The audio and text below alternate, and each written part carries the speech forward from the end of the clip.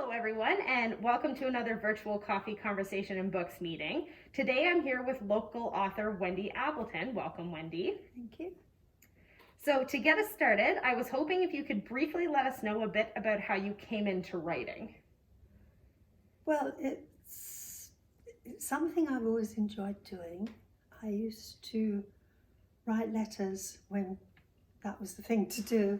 I used to love writing long letters, and it's just something I've always enjoyed. Can you tell us a little bit about your first book, A Little Girl's War? It's the story of my memories, really, as a 5-year-old during the war, just before and after we were sent away. We were evacuated to be away from the bombing.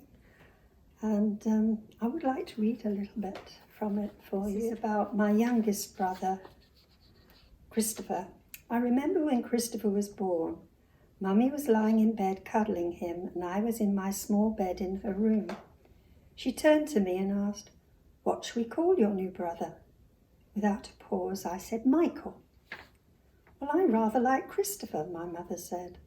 "Well, I like Michael," I replied. "How about if we call him Christopher Michael?" I nodded. "Yes, Christopher Michael." So Christopher Michael he became. I stretched and yawned, then looked across at my mother, who was still asleep in the double bed, with Christopher nestled in her arms, also sleeping, his thumb firmly in his tiny mouth. I noticed that both their faces were black, with the dust that had fallen on them from a gaping hole in the ceiling. A portion of the ceiling paper was hanging down over their heads. We had had an air raid in the night, but were all too tired to wake and go to the shelter. A bomb had dropped in the houses opposite. You would have thought that would have awoken us, but I suppose we were just so used to the incessant noise that we just didn't stir on this occasion. "Mummy, look," I yelled. My mother woke and gasped as she looked at Christopher. "What happened?" she cried. Then she saw the ceiling and understood. My father had got up very early and dressed in the dark so as not to wake us. He hadn't seen the gaping hole or noticed the dust covering his wife and baby. He went downstairs to shave. I raced downstairs to tell him, grabbing tightly to the banister rail as I nearly tumbled in my haste. Then I pushed open the door of the living room as I tried to find him. I gasped in dismay. All the glass in our large bay window was smashed. The curtains were torn and blowing in the wind, and there were shards of glass all over the floor. The blast from the bomb that had brought down the bedroom ceiling upstairs was also responsible for the broken windows. Forgetting my initial reason for finding Daddy, I ran to put my shoes on, and then began to jump up and down on the glass. It made a lovely crunchy noise. Daddy came into the room to find out what all the noise was about, just as I was getting ready to stamp on an extra large piece of glass. Wiping the shaving cream from his face with a damp towel, he looked shocked and angry. "Stop that," he growled at me. "Go and get the broom." I stopped jumping and looked at his cross expression. "It wasn't me," I protested. The anger disappeared and my father smiled. "I know," he said, putting his arm around me and giving me a squeeze. "It's that madman Hitler again." We went to the window where the torn curtains flapped in the breeze. Looking out, we saw that across the road from us was a massive pile of smouldering bricks and rubble. It had once been a terrace of 4 houses and was now reduced to this debris. Daddy looked worried.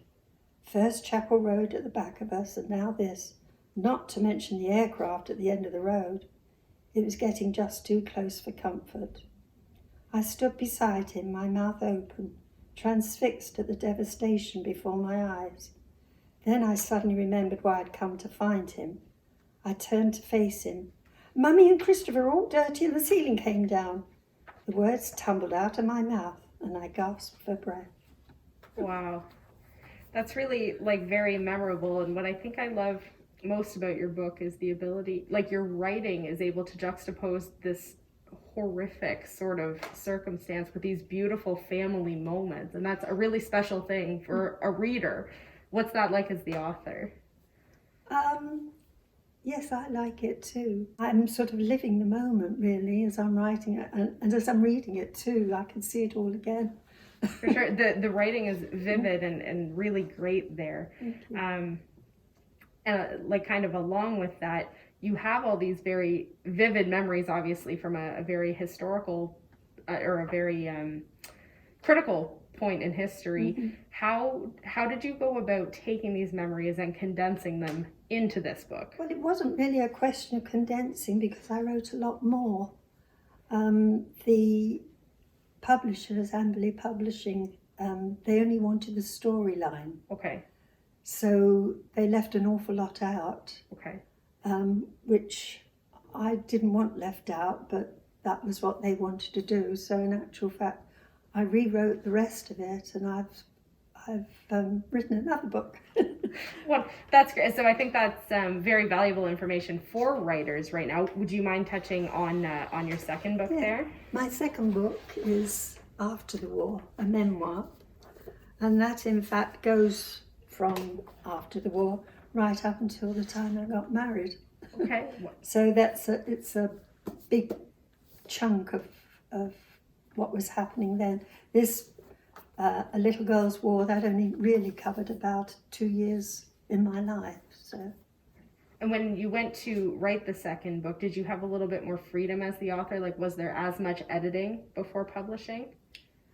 Well, I self-published this one. My daughter helped me, so she was my PA. Very good. So she read through it, and which is important, obviously.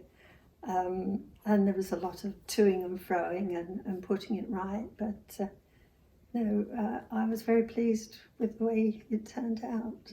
That seems like a different experience. So Amberley published the first, and then you self-published the second. That's right. Meaning you could tell more of the story the second time as you wanted. Yes. Right. Yes. Right. Yes. It was. I wasn't so bound by what they wanted. In actual fact, they chose the title of A Little Girl's War. Okay. I'd chosen it to be One Small Life, but they didn't like that. So, you have to go along with what the publishers want. They're paying the money, I guess. Sure. And then could you walk us a little bit more through self-publishing, what that looked like for you? Well, obviously it's done on the computer, and I just sent it through to my daughter, and she virtually did all of it. I just did the writing. I think we had the opportunity to meet your daughter before with Coffee Conversation Books, right, Deborah? You have, yes. That's wonderful. Deborah Jones. That's great. So, writing definitely runs in the family then. I guess it does. As far as your first book, A Little Girl's War, was that something that kind of came to you naturally, like as a result of always writing, that practice, or did it just suddenly strike you, I need to kind of compound this into a book? Well, I joined a group, an English group, Vacuees Association. Okay. And they give out a monthly newsletter where people write in about their experiences during the war. And it got me thinking, and I thought, well, I've got a story to tell. So I just started writing it down. And the strange thing is, the more I wrote, the more I remembered. Do you have any tips for any writers who are writing? I think probably most writers are very organised in the way they write, but I'm not. I don't sort of sit down at a desk and write, I'm going to do so many hours. It doesn't work that way with me. I get an idea in my head and then I write it down. And then I'll write a bit and then I'll go back and think, oh, I missed out so-and-so, so I'll go back and add a bit more. So it's a very to and fro way of doing it. But that's my method, and I wouldn't guarantee it was any good for anyone else. But it works for me. Is there anything else you want to tell us about your second memoir? My second memoir, there's lots of photos in it. Lovely, lovely. Which, adds to the interest.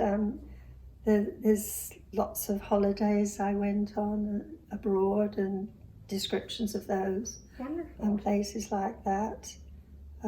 Also, there was a very bad train crash I was involved in England in the 50s, which was a very strange experience for me at that time. But you have to read it to find out what it is that was so strange. That's a cliffhanger for us there. Wendy, on behalf of the Shelburne, and Grand Valley, and Orangeville Public Libraries, we're grateful for your participation in Coffee, Conversation, and Books, and also being so flexible with format because we can't gather in person. So thank you. Oh, you're very welcome. I've enjoyed it. If you'd like to read A Little Girl's War, head over to our catalog and place your hold today. Information regarding our next Coffee, Conversation, and Books meeting will be available in the coming weeks. Stay tuned!